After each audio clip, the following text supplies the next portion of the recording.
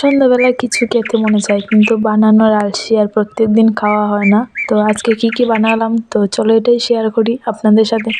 তো hello everyone, কেমন আছেন আপনারা সবাই? আশা করি সবাই অনেক ভালো আছেন। আর গুড মর্নিং সবাইকে। তো দেখো সকাল সকাল উঠে গেছি আমি। আর ওঠার পরে প্রথমে ঠাকুর প্রণাম করে নিলাম, তারপরে জানলাটা খুলছিলাম, অনেক সুন্দর কিন্তু রৌদ্র উঠেছে।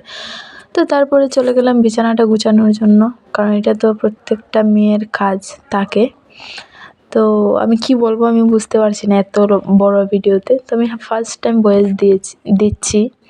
তো যাই হোক, এইদিকে দেখো বিছানাটা ভালো করে গুছিয়ে নিলাম। আর চুলের কথা কি বলবো গাইস, এত চুল পড়া দিচ্ছে আর বলে আর লাভ নেই।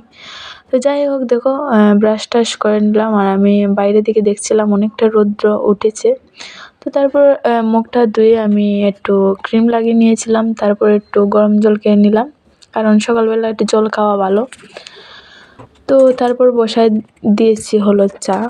আর রাত্রেবেলা একটু ছোলা ভিজিয়ে রেখেছিলাম, তো ভাবছিলাম ছোলা বলে না বুট বলে যাই বলো, তো এটা ভিজিয়ে রেখেছিলাম। আর সকালে আজকে বানাবো হলো ঘুগনি, যেহেতু রবিবার ছিল, তো এটা রবিবারের ব্লগ।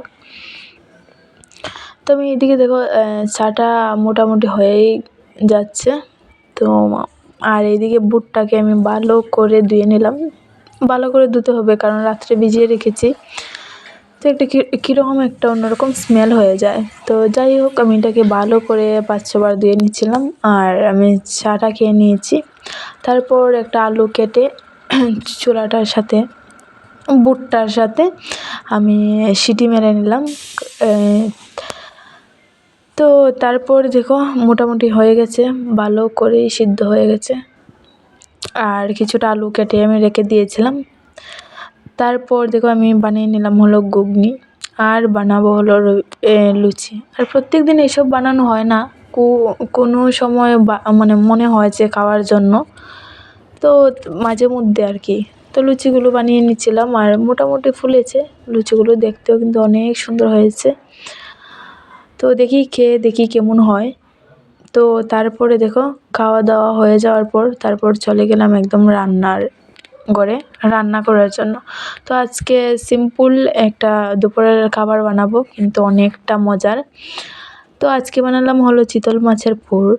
তো আমি প্রথমে পুরটাকে রেডি করে রেখেছিলাম, তারপরে মাছটাকে দেখো ভালো করে কেটে ধুয়ে পরিষ্কার করে নিয়েছিলাম। তারপরে মাছটার মধ্যে মশলা মানে পুর যেটাকে, এটাকে ভরে রেখে দিয়েছিলাম কিছুক্ষণের জন্য। আর যেটা কাটা ছিল না, আমি তো মাছগুলো নিয়েছি আর কাটা দিয়ে হলো একটা তরকারি বানিয়ে নিলাম বেগুন দিয়ে। তো এটাও কিন্তু বেশ ভালোই লাগলো। আর বানালাম হলো একটা মিক্স ডাল। আর এদিকে পুরো আমি কিছুটা বানিয়ে রেখেছি আর কিছুটা হলো হচ্ছে। তো দেখতে এরকম লাগলো, খেতে কিন্তু ভীষণ পরিমাণে টেস্টি হয়েছিল। আর এদিকে আমি ভাত বসিয়েছিলাম। তো দেখো, আর সাথে কিছুটা স্যালাডটাও কেটে নিয়েছিলাম। তো তারপরে খাওয়া দাওয়া হয়ে গিয়েছিল আর চলে গেলাম ছাদে। স্নান করে কাপড়টা তখন মেলিনি, যেহেতু আগে খাওয়াটা শেষ করেছিলাম।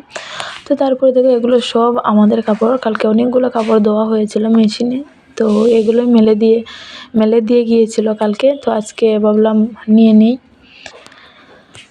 তো আমি প্রথমে আমাদের এই কাপড়গুলো দোলা করে নিয়েছিলাম, তারপরে আমি আমার কাপড়গুলো নিয়ে চলে এলাম নিচে। আর অনেকটাই মোটামুটি রৌদ্র উঠেছে, তো আমি যাচ্ছিলাম। তো তারপরে দেখো সন্ধ্যাবেলা তো কিছু খেতে মনে চায়, কিন্তু প্রত্যেক দিন সত্যি কথা বলতে বানানোর আলসি আর হয়ে ওঠে না। তো আজকে অনেক দিন পর মনে হলো যে একটু কিছু বানাই, তো বানাম চিকেন এগ রোল বানালাম অনেক দিন পর। তো তারপরে দেখো আমি এখানে আটা ময়দা যা দুটো মিক্স করে নিয়েছিলাম, আর সাদা তেলটা দিয়ে আমি ওটাকে ডলে রেখেছিলাম কিছুক্ষণ সময়।